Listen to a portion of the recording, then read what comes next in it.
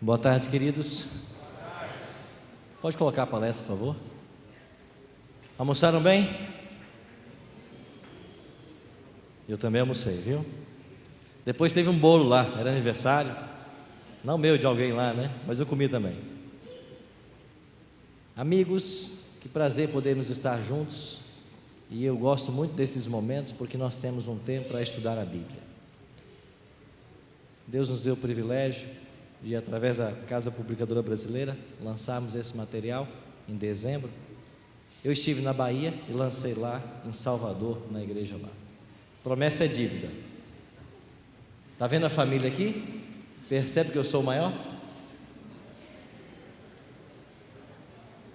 Alguns estão dizendo não, é sim. É por causa do morro que está aqui, às vezes parece que ele é maior, mas não é só eu mesmo. Eu tenho quase 1,80. Quase, né? O tempo do fim. Alguns são menores. Eu bati foto com alguns hoje, foi muito bom. Sempre é bom bater foto com quem é menor que a gente. Estamos vivendo um momento muito especial da história e eu queria chamar você hoje ao estudo da palavra. A Igreja Adventista nasceu do estudo da palavra. Quantos trouxeram sua Bíblia? Levante para me ver.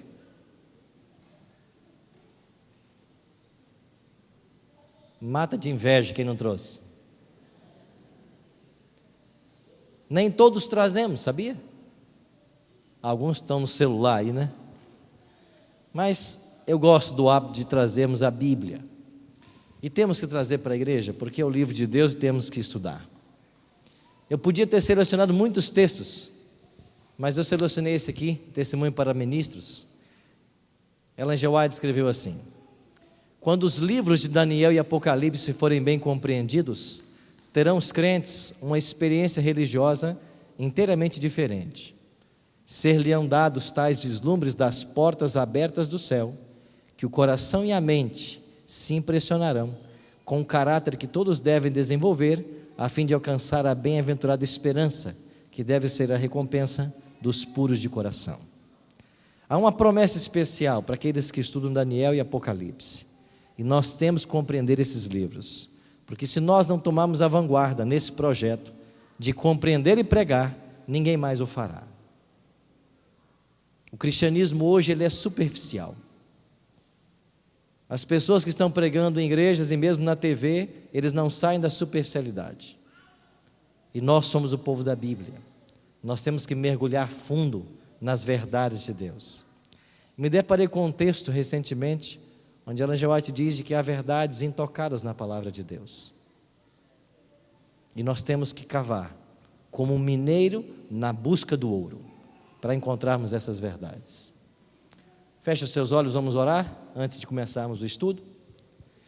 Pai Santo, muito obrigado por estarmos em condições tão favoráveis, num país que goza de tanta liberdade religiosa, para podermos estudar a Tua palavra.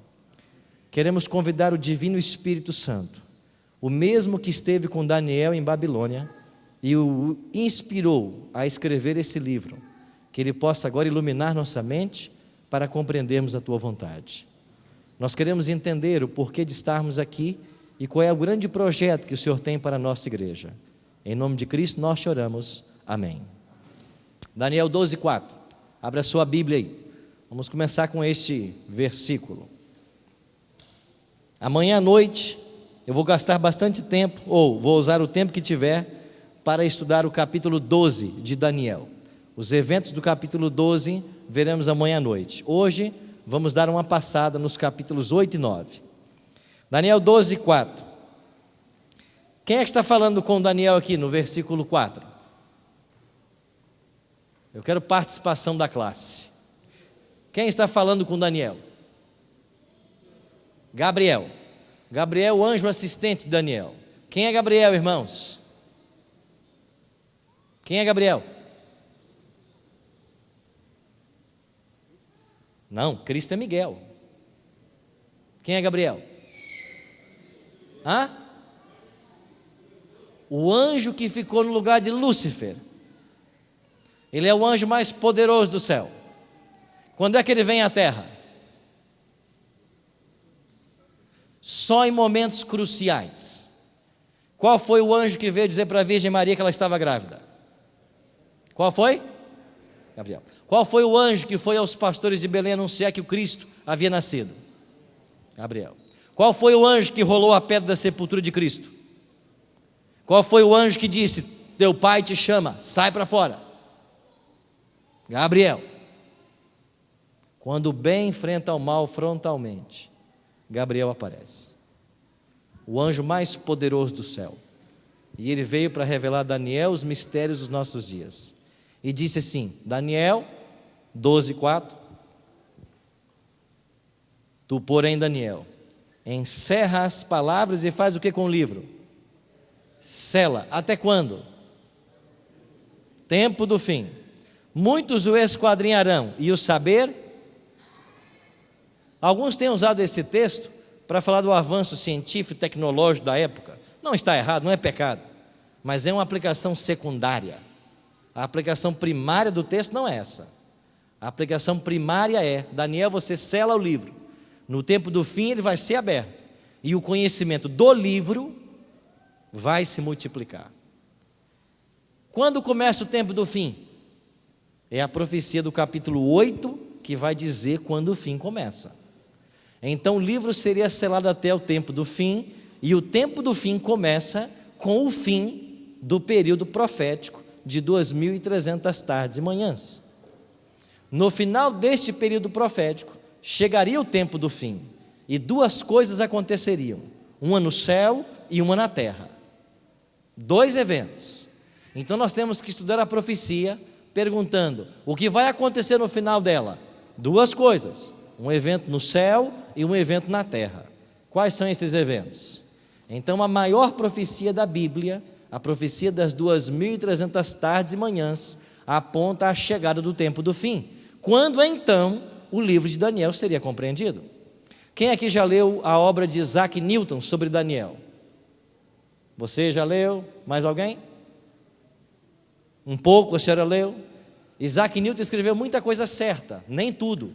Por que não? Porque ele publicou em 1730.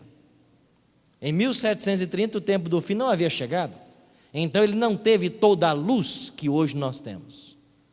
Só depois do tempo do fim a luz completa sobre Daniel chegaria, e nós temos muitas coisas para aprender.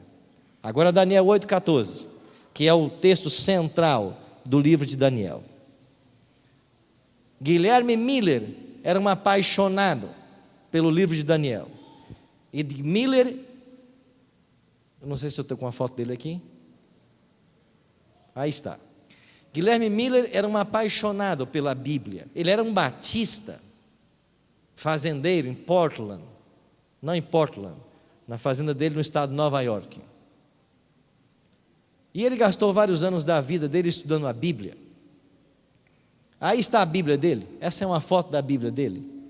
A Bíblia dele está no museu da Andrews University. Eu estive lá e deixaram eu pegar na Bíblia dele. Me deram uma luva branca. E eu fiquei impressionado com duas coisas. O livro do profeta Daniel é um livro surrado, de tanto que esse homem leu. Agora, quem é que adivinha qual é a outra porção da Bíblia que também está surrada de tanto ser lida? Os Evangelhos. Mateus, Marcos, Lucas e João. Esse homem era um homem apaixonado por Cristo, e os evangelhos estão tão surrados na Bíblia de Miller quanto Daniel. Miller estudou a Bíblia e estudou assim: no princípio criou Deus os céus e a terra. Entendi o texto? Ok, vou para o verso 2. A terra, porém, era sem forma e vazia, e o Espírito de Deus parava sobre as águas. Entendi tudo, vou para o verso 3. É assim que ele estudava a Bíblia. E ele literalmente empacou. Conhece essa expressão aqui? Empacar? A gente usa para animal, né? Mas ele empacou em Daniel 8,14, porque ele não entendeu. O que diz lá? Leia comigo. Ele me disse: até 2300 tardes e manhãs, e o santuário será? Eu peço para ler comigo, 3 leem. Leia comigo. Ele me disse: até 2300 o santuário será purificado. Obrigado. Ele não entendeu isso. O que quer dizer isso? Purificação do santuário? 2.300 tardes e manhãs? Então Miller teve que voltar-se para a Bíblia. E sentado aí, nessa escrivaninha, com a concordância de Cruden, ao lado da sua Bíblia, ele começou sua pesquisa que durou 8 anos. Ele foi para Êxodo 25:8. O que diz Êxodo 25:8? E me farão um santuário para que eu possa habitar no meio deles. Foi uma ordem de Deus a Moisés. No verso 40 do mesmo capítulo, diz assim: e que faça tudo conforme o modelo que te foi mostrado no monte. Então o santuário terrestre foi copiado do celestial. Então, antes de haver um santuário na terra, há um santuário no céu, do qual o santuário terrestre era uma cópia. Então Deus queria morar com o seu povo e mandou construir um santuário. Você sabe que o santuário era o centro da adoração em Israel. Você sabe que os judeus os israelitas passavam 91 dias por ano no santuário? Você sabia que havia 35.000 porteiros no santuário? Ou funcionários no santuário?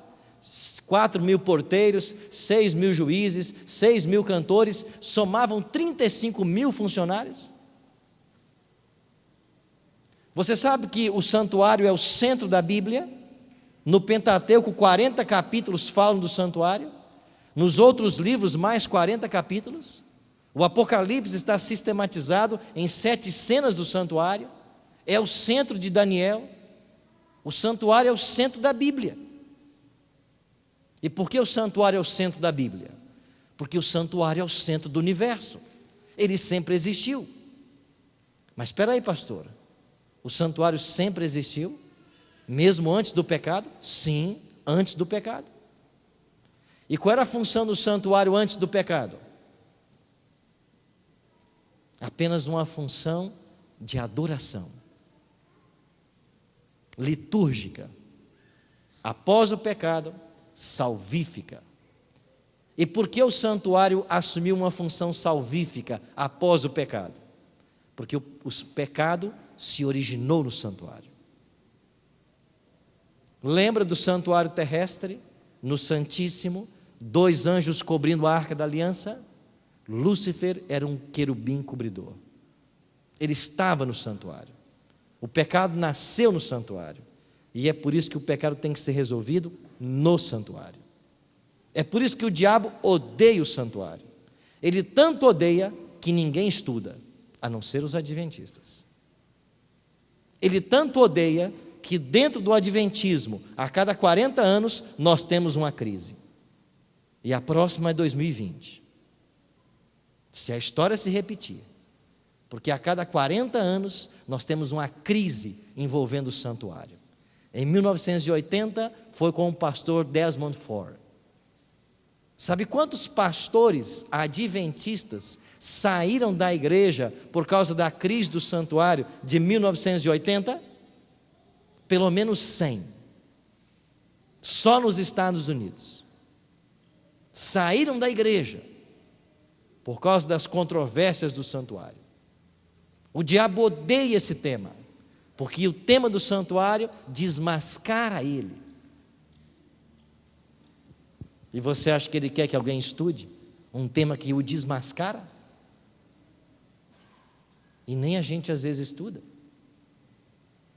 E a gente vem para a igreja e fica cantando: ó bela terra de primor. Até quando vai ser assim? No santuário terrestre haviam 2 tipos de serviço: sacrifício diário, serviço diário. O serviço diário se dividia em 2 partes. Primeiro, qualquer israelita, quando pecava, ele trazia um animal até o santuário. De acordo com o pecado, havia um animal.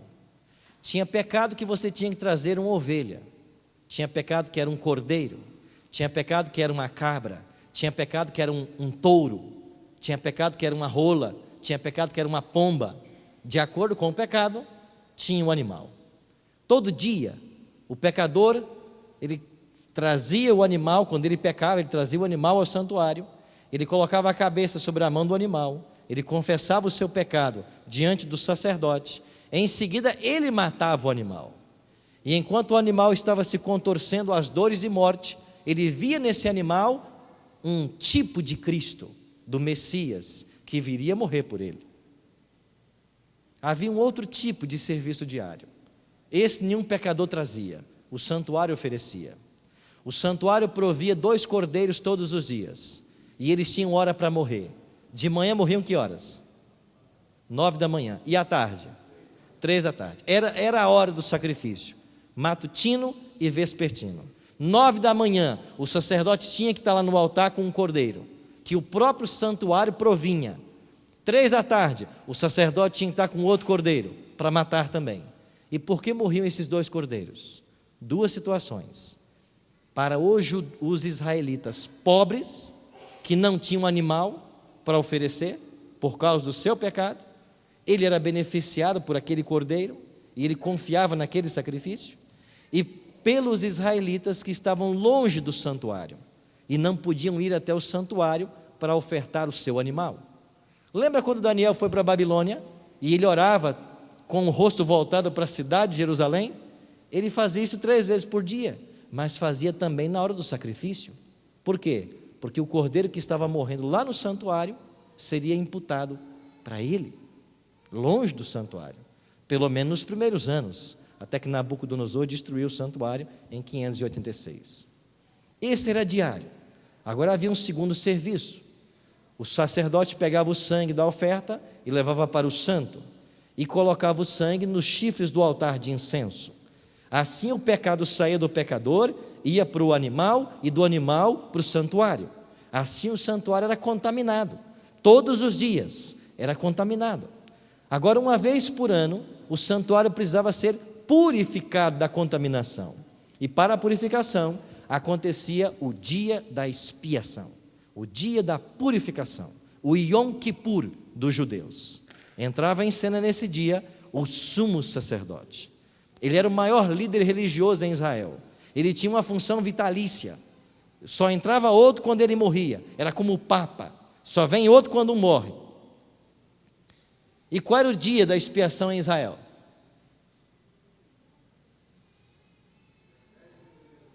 Não. 10 do 7º mês. Qual era o dia da expiação em Israel? Qual era o dia da expiação em Israel?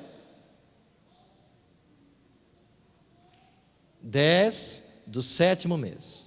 Guardou a informação? Você tem que guardar, porque ela é preciosa. Todo dia 10 do mês 7º, que era o mês de Tishri, havia o dia da expiação. O sumo sacerdote acordava, e ele tinha que fazer uma oferta por ele mesmo, para que o seu pecado fosse perdoado antes de entrar no santuário pelo povo. E qual era o animal que o sumo sacerdote oferecia em favor do seu pecado? Um carneiro. Depois que ele oferecia um carneiro pelo seu pecado, ele oferecia um animal pelo pecado do povo. Que animal que era? Um bode.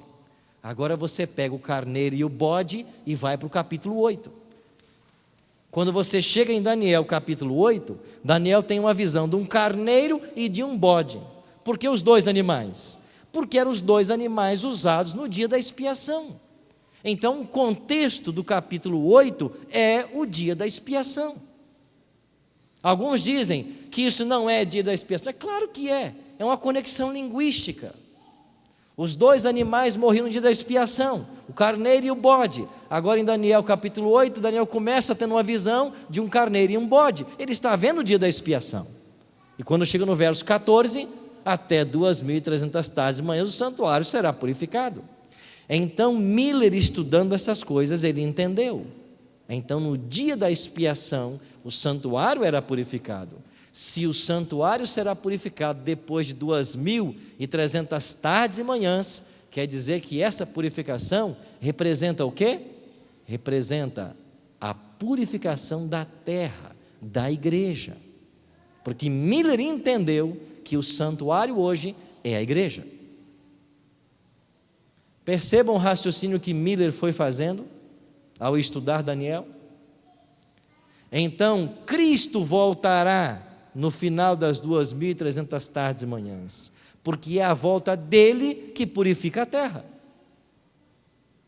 Mas Miller, Jesus mesmo declarou que o dia e a hora ninguém sabe. Como é que você quer saber?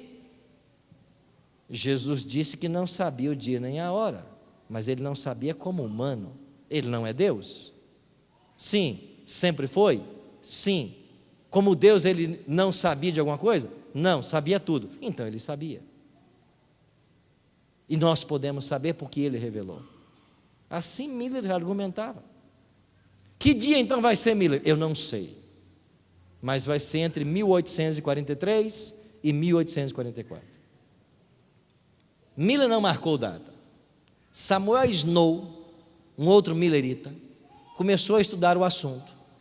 E eles esperavam que Jesus voltasse para março ou abril de 1843 ou 1844.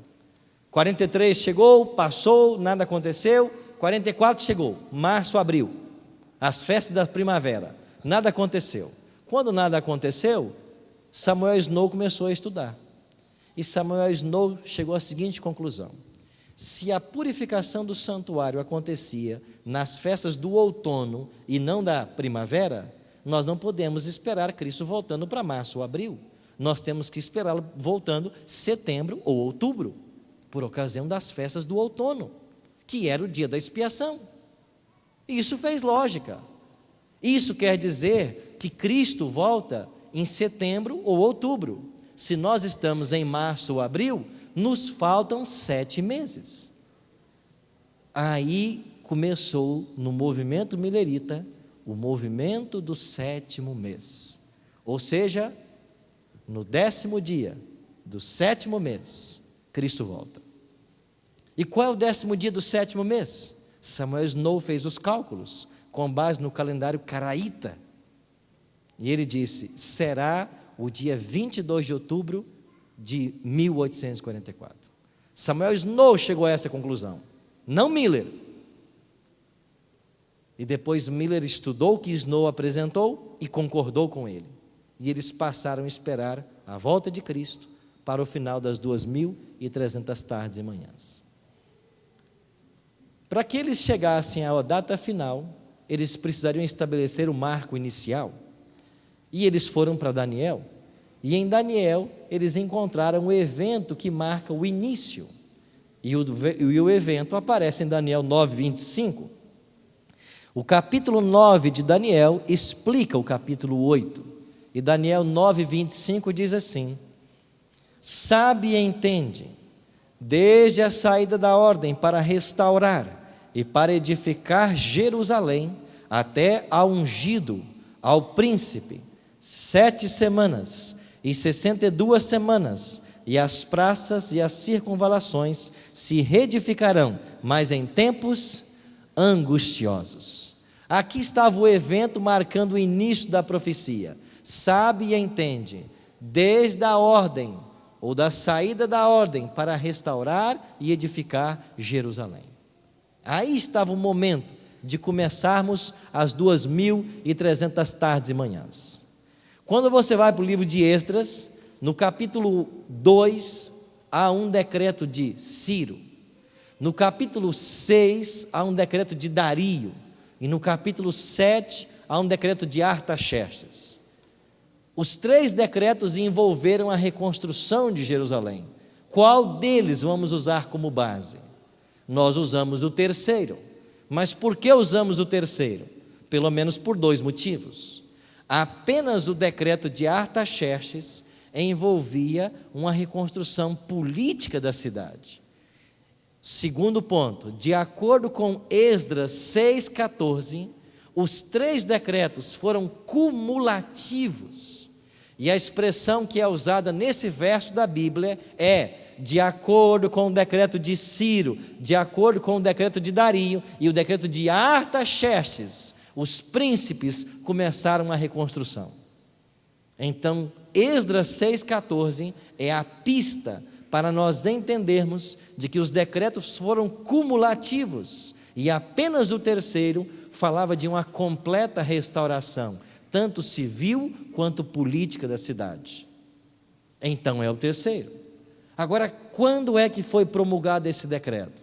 Nós temos apenas um documento extra-bíblico, que é um papiro encontrado na ilha de Elefantina, que data o decreto como sendo promulgado no ano 457 a.C. Aí começaram as pesquisas, e um mineiro chamado Juarez Oliveira dedicou pelo menos 15 anos da sua vida a esse tema. E ele fez um cálculo baseado na cronologia babilônica. Ele foi para os Estados Unidos, esteve um tempo no White State pesquisando, um tempo na NASA, para dominar um programa de astronomia que a NASA tem. E depois de muitos estudos, ele publicou um material que saiu em inglês, há alguns anos atrás, falando de que nós adventistas temos como provar cronológica, matemática e historicamente 457 para o início do decreto de Artaxerxes. Então, quando alguém disser assim, como é que eu provo? A própria cronologia babilônica foi usada e foi provado que o decreto entrou em vigência em 457. Quero que você raciocine comigo. O final das 2.300 tardes e manhãs era um dia da expiação. Que dia era o dia da expiação? Do 7º mês. Se nós estamos falando de 2.300 tardes e manhãs, e tem alguns por aí dizendo o seguinte: tarde e manhã quer dizer meio período, então não são 2.300, são 1.150 dias que se cumprem literalmente, e vamos para o Antíoco Epifânio. Isso é uma estratégia do diabo. É o diabo que ensina essas coisas. E tem muita gente por aí reproduzindo a voz do diabo. Você tem que deixar a Bíblia se interpretar. 2.300 tardes e manhãs. Aonde aparece essa expressão na Bíblia? Gênesis. Deus criou o mundo e houve o quê? Tarde e manhã. É meio-dia isso aí? É um dia completo de 24 horas? 12 horas claras, 12 horas escuras. Então Daniel está usando a linguagem do Gênesis para falar que 2.300 tardes e manhãs são 2.300 dias. Agora, como se trata de profecia apocalíptica, onde cada dia literal equivale, em cada dia simbólico equivale a um ano literal, são 2.300 anos. E quais os textos da Bíblia que você tem que usar para provar esse conceito? Números 14, 34 e Ezequiel 4, 6 e 7. São dois textos da Bíblia que nos fornecem a ideia de que, em termos proféticos, cada dia literal equivale a um ano. Então, quando se passassem 2.300 anos, o santuário seria purificado. Não me venha com essa história de Antíoco Epifânio. Primeiro, porque quando você vai para o capítulo 7 de Daniel, o chifre pequeno lá, que ataca o santuário, o capítulo 7 me dá 13 características do chifre pequeno. E uma delas é que esse poder atuaria por 3 tempos e meio. E segundo Daniel 11, 13, um tempo é um ano.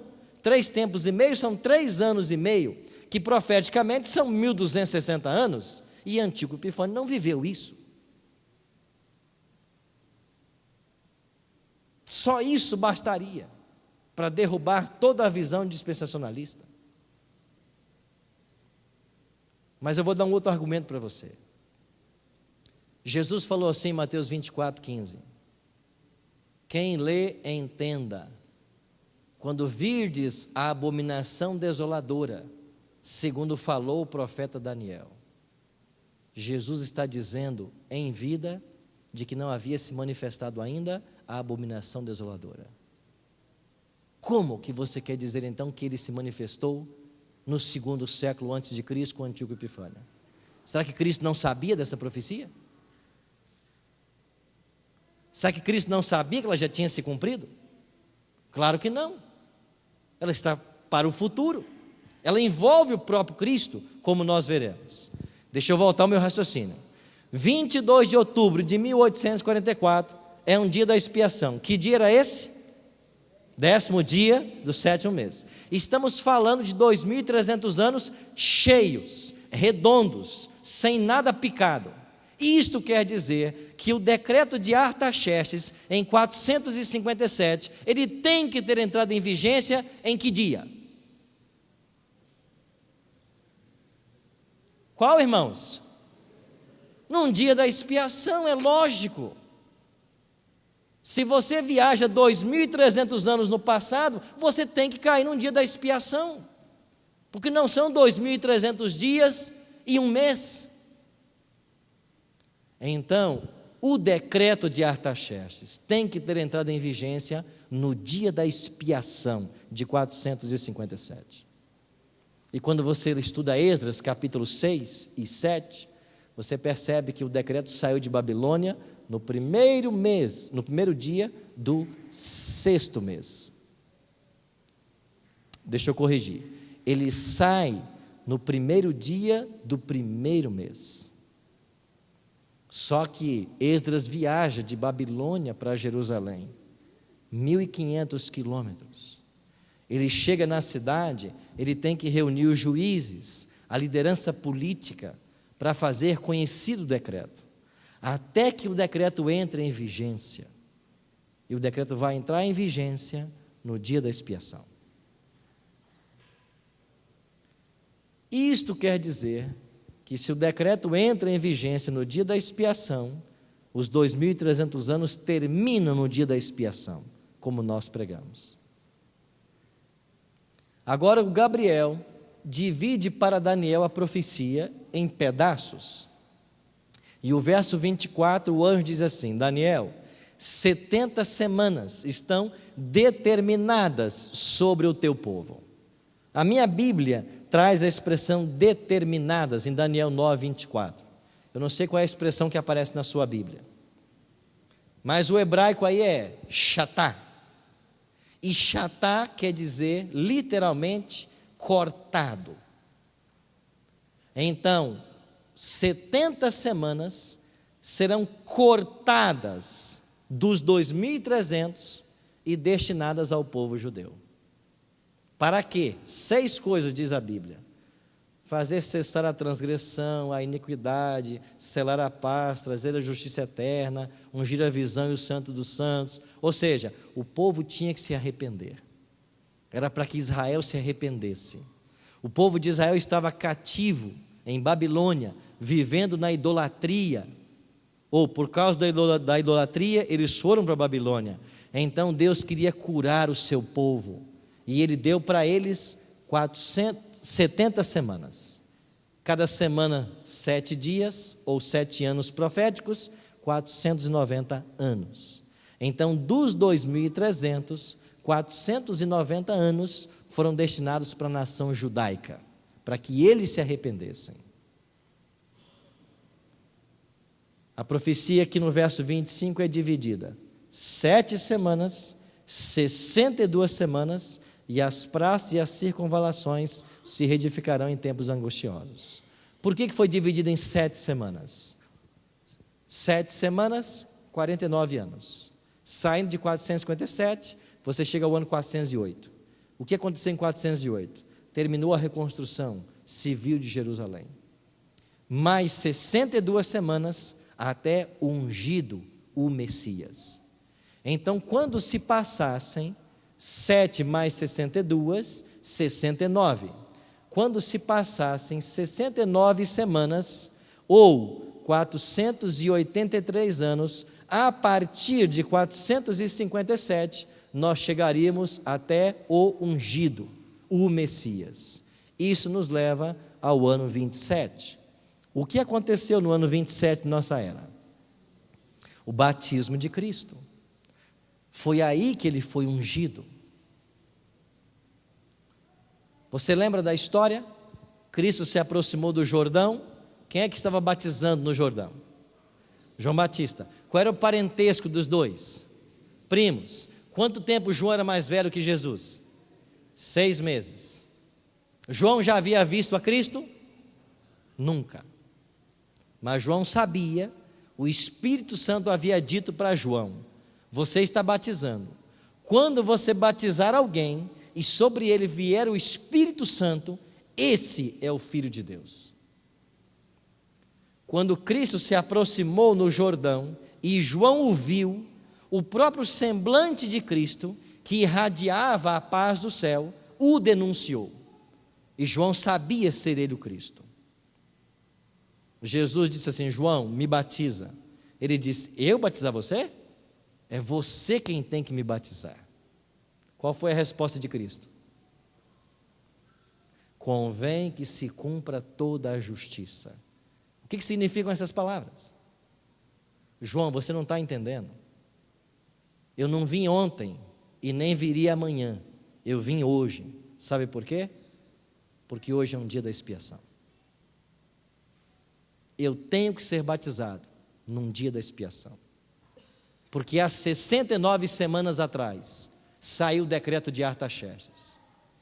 E 69 semanas exatas, no dia da expiação, você tem que me batizar, porque convém que se cumpra toda a justiça.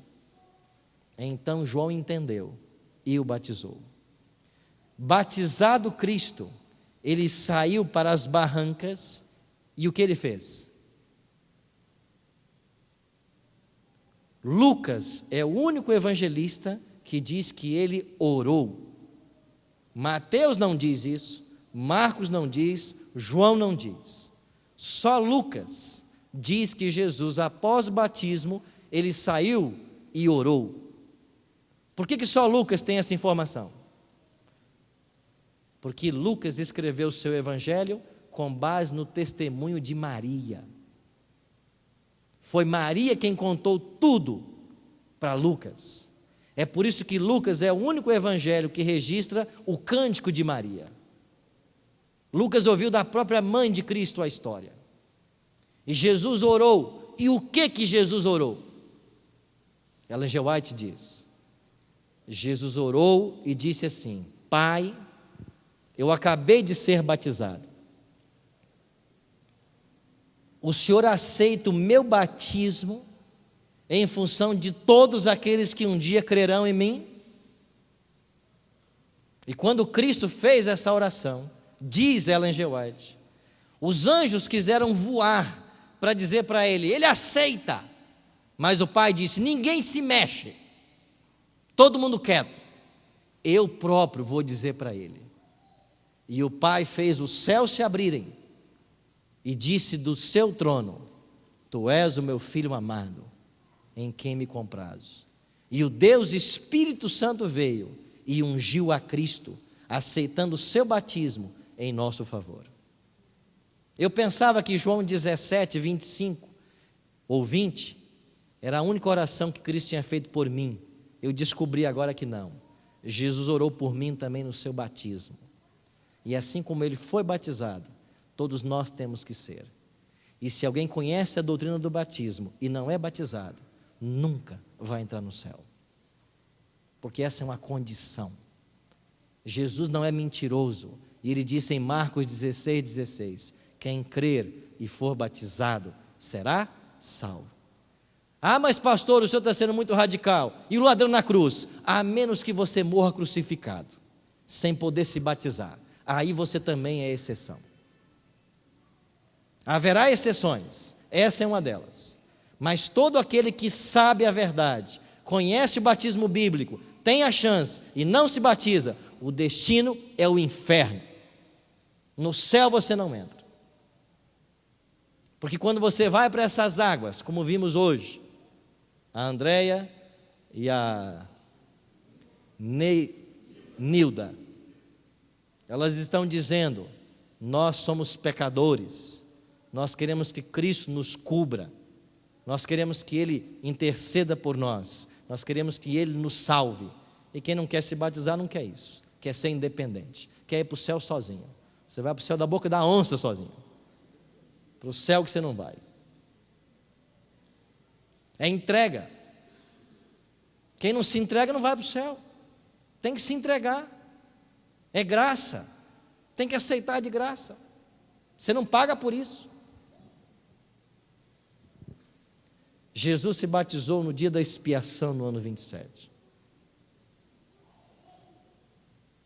O Evangelho de Lucas diz que era o 15º ano de Tibério César. Lucas 3, 1 e 21. O 15º ano de Tibério César é exatamente o ano 27. Quantos anos tinha Cristo no seu batismo? Quantos? 30.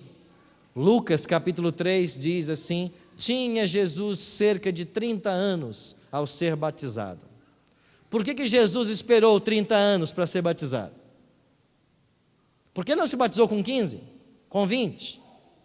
Porque estava marcado a data para ele começar o ministério. Estava marcado a data para ele nascer. E por que o dia da expiação, na 69ª semana, tinha que ser o dia do batismo dele com 30 anos? Porque não existe rabino com 29 anos. Um judeu só pode ser rabi com 30 anos. Ele tinha que inteirar os 30 anos para ser um rabi. E a profecia marcou: você vai ter 30 anos. E no dia da expiação, do ano 27, você se batiza. E por que ano 27 ele com 30? Bom, isso eu vou explicar no livro. Se eu disser tudo, você nem compra o livro depois. Mas há uma diferença de 4 anos aí da história cristã com aquilo que nós compreendemos. Verso 27, que é um dos mais extraordinários da Bíblia. Daniel 9, 27. Ele, o Messias, fará firme aliança com muitos. Por quanto tempo? 1 semana. Ele batizou-se no ano 27, começou a aliança com os judeus. Mas na metade da semana fará cessar o sacrifício e a oferta de manjares. Ou seja, Cristo faria aliança a partir do ano 27. Na metade da semana, faria cessar o sacrifício. Se a aliança começa no ano 27, ela nos conduz ao ano 34. E se Cristo foi batizado no dia da expiação do ano 27, em que dia Estevão foi apedrejado? Tem que ser um dia da expiação. Estevão foi apedrejado num dia da expiação, num 10º dia do 7º mês. Porque se a profecia no início não bate, ela não vai bater no final em 1844. Estevão era um dos diáconos da igreja primitiva. E em Atos capítulo 7, ele faz o seu último sermão, apelando ao povo que se arrependa, porque eles haviam matado o Cristo. E o que eles fazem com Estevão? Eles matam Estevão. E quando eles apedrejam Estevão, num dia da expiação, os judeus estão rejeitando a graça de Deus. E como nação, eles perderam o privilégio de povo de Deus. O judeu pode se salvar individualmente, mas a bênção da nação perdeu-se no ano 34. Na metade da semana, 31, Cristo faria cessar o sacrifício contínuo e a oferta de manjares. Como Cristo fez cessar o sacrifício?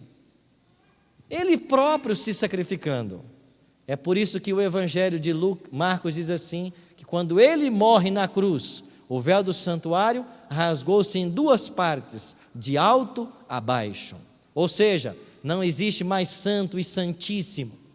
O santuário terrestre perdeu sua finalidade. Acabou os serviços do santuário, acabou o sacerdócio levítico. Agora vamos transferir tudo isso para o santuário do céu. Mas os discípulos não entenderam isso tão breve como nós hoje entendemos. E quando você vai para Atos capítulo 3, você tem Pedro e João indo ao templo orar na hora do sacrifício.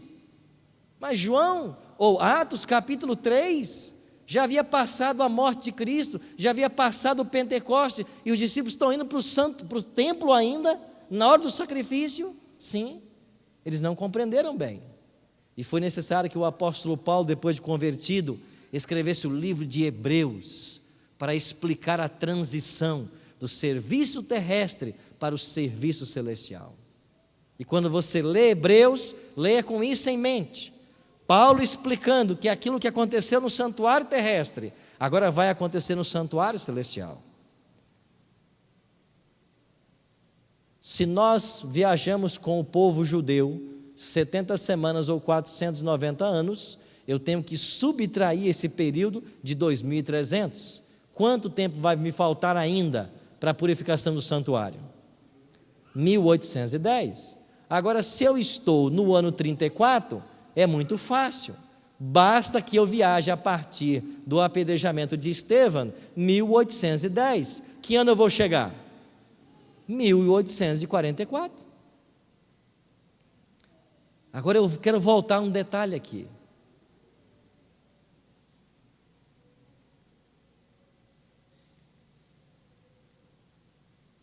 Jesus morreu no ano 31.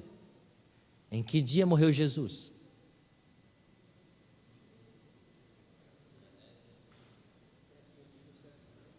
Décimo dia do 7º mês? Não. Por que não? Porque 3 anos e meio quebra o ano em 6 meses. 7 anos foi o período de aliança com os judeus, mas na metade da semana Cristo morreria, e a metade da semana vai dar 3 anos e meio. Eu quebrei o ano em 6 meses. Agora faça a conta comigo.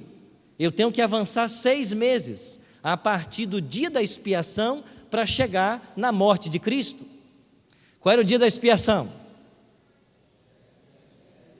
Do 7º mês, 10º dia do 8º mês, 10º dia do 9º mês, 10º dia do 10º mês, 10º dia do 11º mês, 10º dia do 12º mês e 10º dia do 1º mês.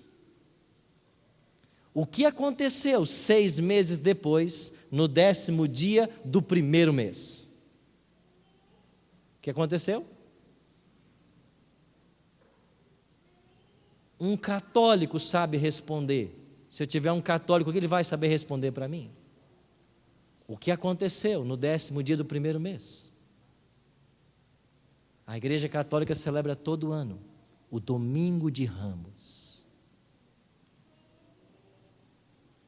10º dia do 1º mês é o Domingo de Ramos.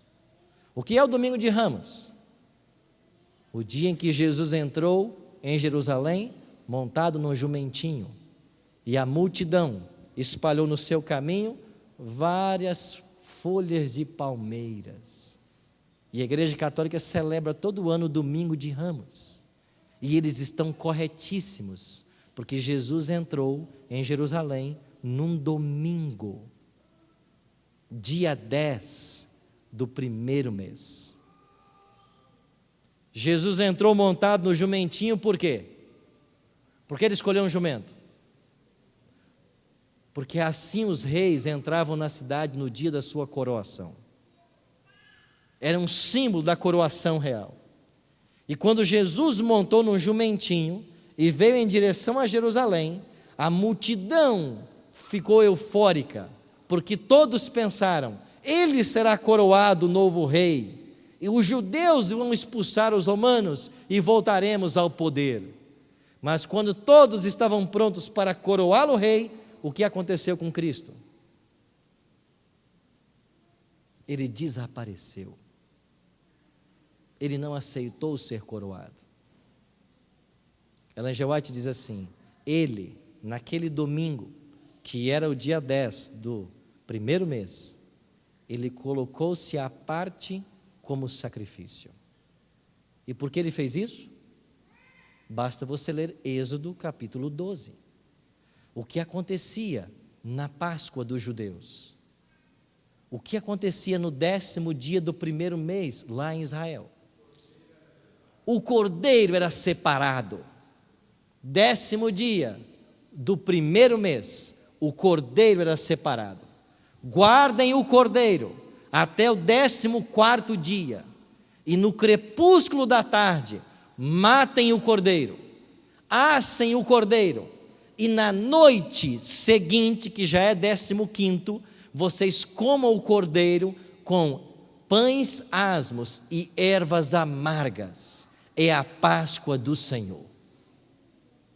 No dia 10, em que o cordeiro deveria ser separado Cristo entrou em Jerusalém. Quando iam coroá-lo, ele se separou como sacrifício. Segunda, dia 11. Terça, dia 12. Quarta, dia 13. Quinta, 14. Quinta-feira, Jesus disse para os discípulos: vão e preparem a Páscoa. Os discípulos foram, pediram um cenáculo emprestado, mataram o cordeiro no crepúsculo da tarde, como ensinava a lei judaica, assaram a carne, e quando nós chegamos na noite, que já é quinta, Jesus vai participar da Páscoa, em João capítulo 13, com os discípulos, e diz assim: há muito desejei comer convosco esta Páscoa. Por que ele diz isso agora? Porque era a última Páscoa. E ali no cenáculo estava o cordeiro pascal morto e o cordeiro de Deus vivo. Foi a primeira vez na história que o tipo encontrou o antítipo. E quando o tipo encontrou o antítipo, Cristo mudou as economias de salvação. E se até agora a humanidade era salva por crer no sacrifício de animais, agora o Filho de Deus morre para que a humanidade seja salva pelo seu sangue. A partir dessa noite, ninguém mais matará cordeiros, porque o Cordeiro de Deus que tira o pecado do mundo, ele será imolado. Que dia era? A ceia? 15. Que hora foi a ceia? Depois do pôr do sol, certamente, era noite. Ali estava o cordeiro, os pães asmos, as ervas amargas, mas havia um novo elemento ali, o vinho. O vinho não estava lá com Moisés, mas ao longo dos séculos, a tradição judaica inseriu o vinho na ceia, na Páscoa. E nos dias de Cristo, o vinho fazia parte da Páscoa. Aí Cristo agora muda as economias de salvação e diz que a partir de agora, o pão sem fermento é um símbolo do meu corpo, o puro suco da uva é um símbolo do meu sangue. E Jesus lavou os pés dos discípulos e instituiu a nova aliança. E disse: este é o cálice da nova aliança, como Paulo ensinou em 1 Coríntios 11, que é dado por vós. Cálice da nova aliança. Cristo estava firmando aliança com o seu próprio sangue. É por isso que a igreja adventista, antes de tomar o pão e o vinho, nós lavamos os pés. E eu fico abismado como tem igreja que celebra a ceia sem lavar os pés. Não existe ceia sem lavar os pés. Outros não lavam os pés e não tomam todos o vinho. Não existe isso. Ceia só existe se todos lavarem os pés, se todos comerem o pão, se todos beberem o vinho. Senão não é ceia. Mas isso é uma obra do anticristo, e ele mudou tudo. Isso é um outro tema. Cristo termina a ceia, diz o Evangelho que eles cantaram um hino. Que hino eles cantaram? Você sabe que a Bíblia registra uma única vez que Jesus cantou, e foi na ceia? E qual foi o hino que ele cantou? Você sabe qual é? Salmo 117. Ele cantou esse salmo, 117. Um salmo que fala da glória de Deus, da misericórdia dele. Eu não sei qual era a música não está revelada, a letra está, é o Salmo 117. Depois que eles cantaram o Salmo 117, eles foram para o jardim orar. Jesus angustiou-se naquela noite, e até que Judas chegou. Que horas Judas chegou e beijou Cristo? Qual foi a hora exata que Judas chegou e deu um beijo em Cristo? Meia-noite. Meia-noite exatamente, Judas beijou a Cristo. E aqui há um simbolismo, Por que Judas beijou Cristo meia-noite? Porque meia-noite, lá em Israel, morreram os primogênitos. No momento em que os primogênitos morrem em Israel, o primogênito de Deus está sendo entregue para a morte. Meia-noite, Judas o beijou. Cristo é o nosso primogênito. Depois do beijo, Jesus foi preso, maltratado, açoitado, espancado.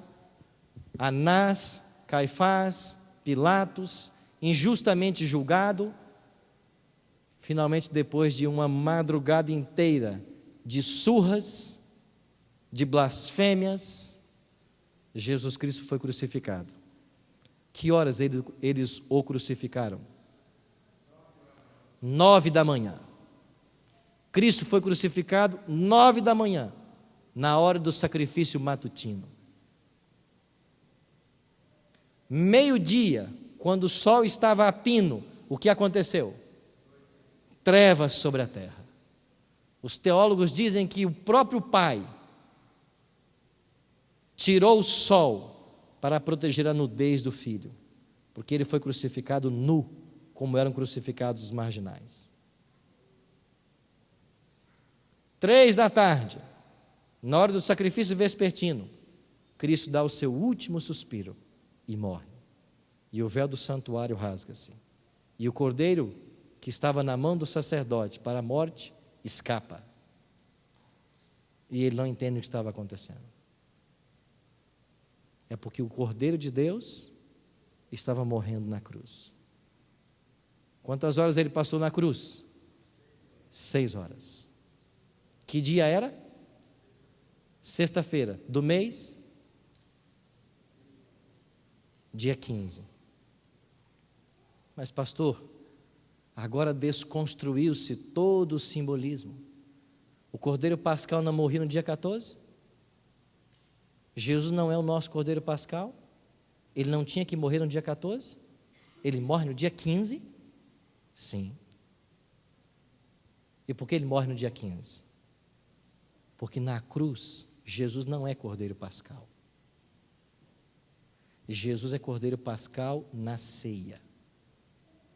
Quando ele faz a transição das economias de salvação. Na ceia, ele é o Cordeiro Pascal. Meia-noite, ele é o nosso primogênito. E na cruz, quem ele é? Na cruz, ele é o maldito.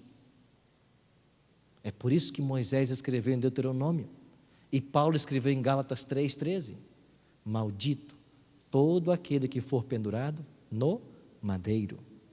Na cruz, Cristo é o maldito de Deus. Maldito por sua causa, por minha causa, porque foram os nossos pecados que o colocaram na cruz. Ele não é cordeiro dia 15, ele é cordeiro na ceia. Ele é maldito na cruz por sua causa. Como seu representante, o Pai o odeia, e é por isso que o Pai tem que matá-lo. Ele morre por sua causa.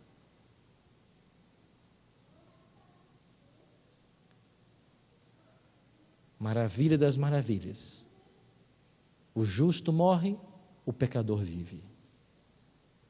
O santo morre para que o profano viva. Tudo o que precisava ser feito para a sua salvação foi feito na cruz. Completo foi o sacrifício. Quando o pôr do sol se aproximou daquele dia 15, na sexta-feira, o corpo de Cristo já estava no sepulcro. O sábado inteiro ele passou em silêncio. E assim como Cristo, após haver criado o mundo em 6 dias, descansou, após haver redimido o mundo, ele também descansou. Nas primeiras horas do primeiro dia da semana, Gabriel chegou até a sepultura. Havia muitos soldados romanos ali.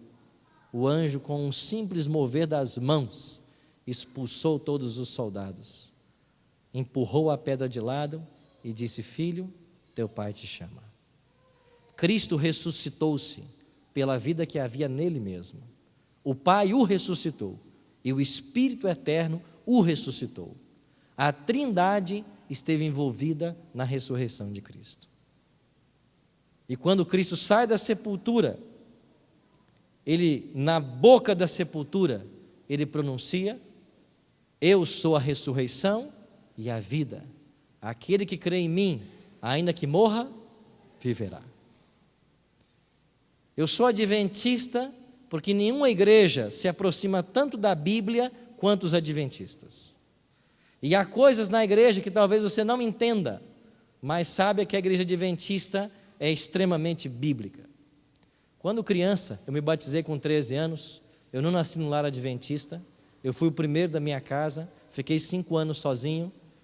Eu participava das Santas Ceias, e eu me lembro de que as irmãs diaconisas sempre tinham aquele costume de ficar dobrando ali a toalha sobre os emblemas, e eu ficava como criança pensando, mas a gente está aqui perdendo tanto tempo, essas irmãs aí dobrando, elas dobram, tem uma cerimônia toda, tal, mas o juvenil aqui não sabia das coisas, e talvez você também não saiba. Por que as irmãs têm essa cerimônia de dobrar os emblemas? Dobrar a toalha sobre os emblemas em toda a cerimônia de ceia. Por quê, irmãos?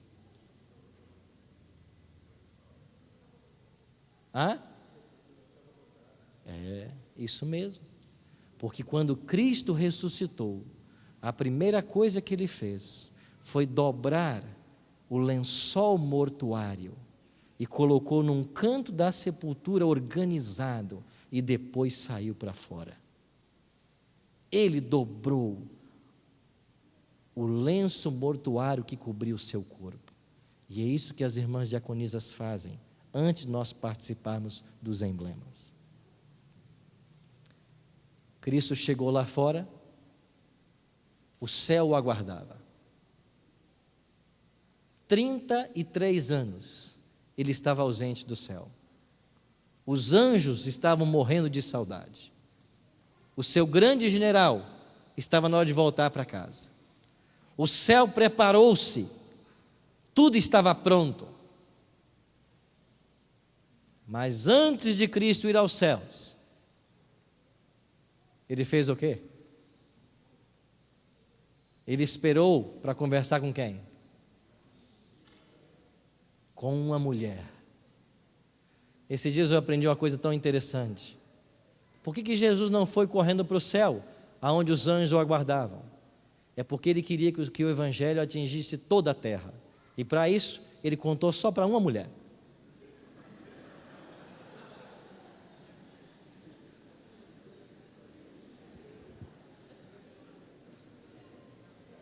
Brincadeiras à parte, o céu o esperava, mas antes de ir aos céus, ele ficou esperando Maria. Irmãos, assim é nosso Salvador, assim é Cristo. Se importa com uma única alma, uma única pessoa. Teria vindo ao mundo morrer só por você. E ele ficou esperando Maria. Maria chegou. Se vocês o levaram, me contem onde vocês puseram o corpo. E Jesus disse: Maria, sou eu. Não me toques, eu não fui ao Pai ainda. Ele havia acabado de ressuscitar. Vai, dize a quem? A Pedro. Vai, Maria, conta para Pedro e depois para os demais que eu ressuscitei. Por que vai, dize a Pedro? Porque ele queria que a notícia chegasse com a seguinte mensagem: Pedro, eu te perdoo, eu te amo. Maria, vai e dize primeiro a Pedro, depois conta para os outros. Primeiro a Pedro. Diga que eu amo, eu perdoei ele. Em seguida da conversa, Maria se foi, Jesus subiu aos céus. Quando Cristo lá chegou, havia um séquito de anjos esperando. Leia isso no Salmo 24. Os anjos fizeram um grande corredor, e desse lado os anjos cantavam assim: levantai-vos, ó portais eternos, para que entre o Rei da Glória. Do outro lado, os anjos cantavam em antífonas: quem é o Rei da Glória? Eles perguntavam apenas para ouvir a resposta.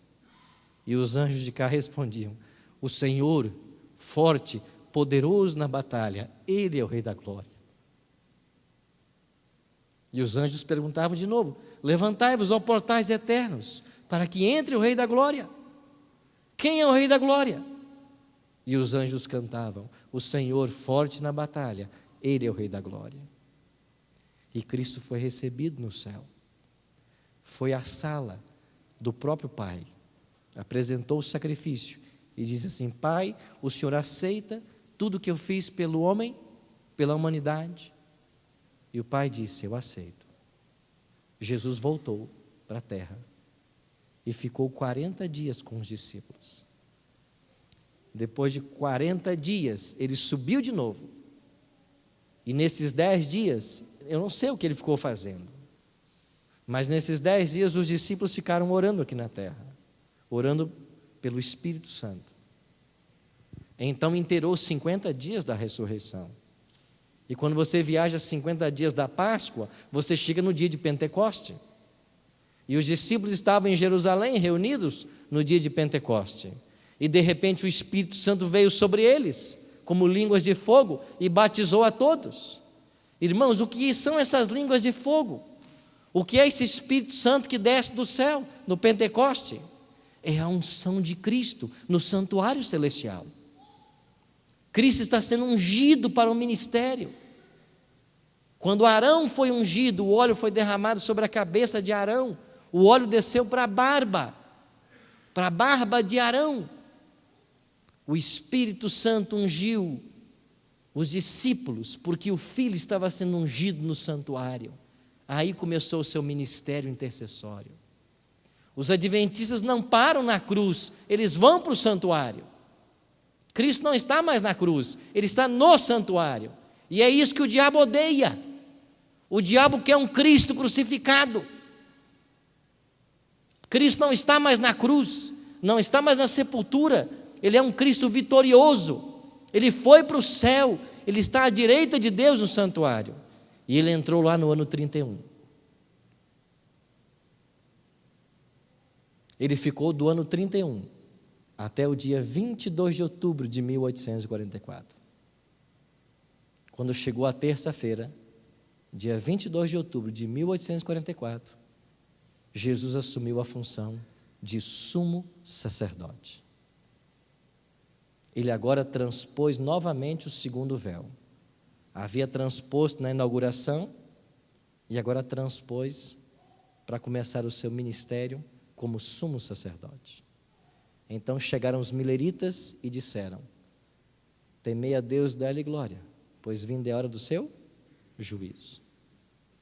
Os mileritas pregaram a primeira mensagem angélica e depois do desapontamento, a segunda mensagem angélica. A mensagem que os adventistas têm que pregar é a primeira, é a segunda e uma ênfase na terceira.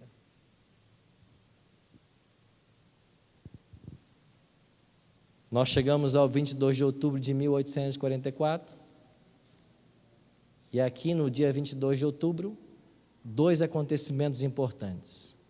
O primeiro deles, Jesus começa uma nova função. Ele agora não apenas intercede, mas ele também julga. Ele é o juiz. O juízo começou. E quando terminar o juízo, Cristo volta à terra. Mas nessa data também, no dia 22 de outubro, a igreja verdadeira, que estava no deserto por 1260 anos, ela sai do deserto. Ela aparece no cenário mundial. Mas essa história eu continuo amanhã. Por hoje, há 169 anos, o juízo começou. Certamente o meu nome e o seu estão sendo passados nesse exato momento no santuário. O nosso caso permanece em aberto, até que algumas coisas aconteçam. Até que a pessoa morra, ou até que ela peque contra o Espírito Santo. Mas enquanto a porta da graça estiver aberta, o nosso juízo permanece aberto. E todos os dias, quando você vai dormir, você dorme salvo, ou dorme perdido. Depende de quê? Da sua entrega, de quem domina o seu coração, de quem é a sua vida. Reina Cristo no seu coração? Tuas afeições são dele? Os teus projetos são dele? Você está se preparando para a eternidade? Não tem outro caminho. É o santuário. Sim, meu irmão. Podemos. Quem sabe uma pergunta e eu vou encerrar.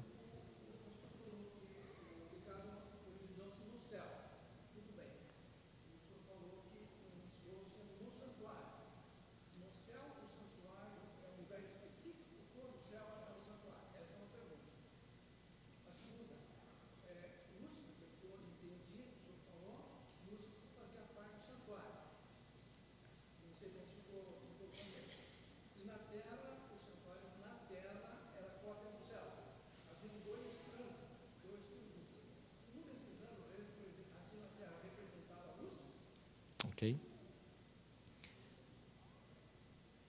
Deus é onipresente, não podemos limitar a sua presença. Ao falarmos que Cristo esteve no santuário como sacerdote até 1844, não existe um local que Jesus não possa entrar no céu. Não existe o santo, onde ele podia estar até 1844, e o santíssimo, que ele só poderia ir depois de 1844. Mas as coisas do céu são colocadas em símbolos para nos ajudar na compreensão do plano da salvação. Como é o santuário no céu, nós não sabemos. O que nós temos na terra é uma sombra, é um modelo limitado. Por isso nós não sabemos. O certo é que na nova terra, a nova Jerusalém será o santuário. Então, como é hoje no céu, nós não temos essa revelação. Como será na nova terra, será a nova Jerusalém. Lá estará o trono de Deus. Quanto aos querubins, tudo o que existe hoje era um símbolo do céu. Não que esses anjos simbolizassem os anjos que lá haviam, mas porque um dia houve anjos lá. E certamente na saída de Lúcifer, outro anjo ocupou o seu posto. Mas é uma sombra de uma realidade que nós não conhecemos bem. Tudo que nós tentarmos imaginar do santuário celestial será limitado por nossa visão do santuário terrestre, que foi revelado o suficiente para nossa compreensão e salvação. Mas, de fato, nós não temos todas as respostas. Que Deus abençoe a mim e a você. Amanhã à noite vamos continuar esse estudo. Por ora, irmãos, o santuário é o centro da Bíblia. O santuário é o centro de nossa salvação. E há 169 anos, lá está Cristo, intercedendo por mim e por você. Vamos hoje aceitá-lo como nosso advogado, porque em breve ele será juiz. E como juiz, ele não mais salvará, ele só condenará. Hoje ele salva como advogado. Vamos ficar de... desculpa. Podemos orar? Vamos ficar de pé e vamos orar?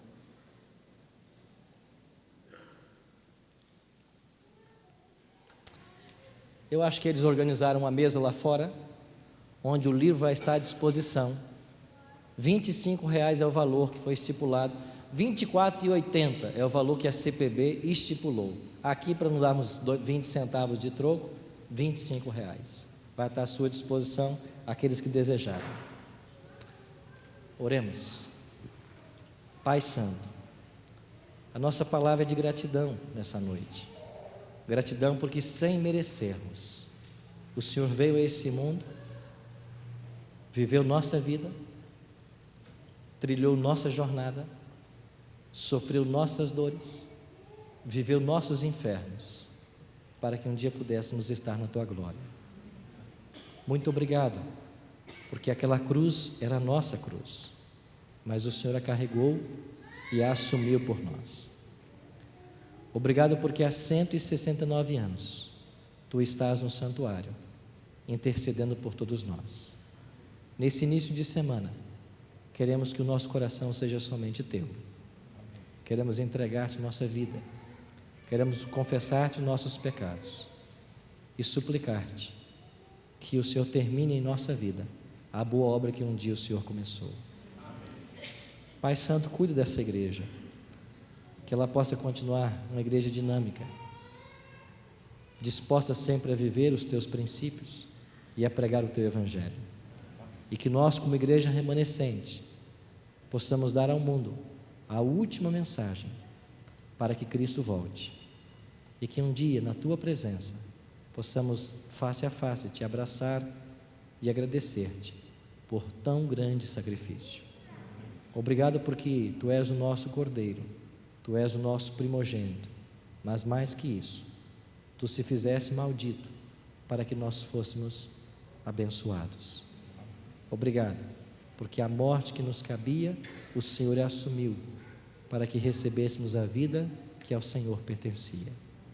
Obrigado porque pelas suas pisaduras nós somos sarados. Despeça-nos com a tua paz, com o teu Espírito, em nome de Cristo. Amém.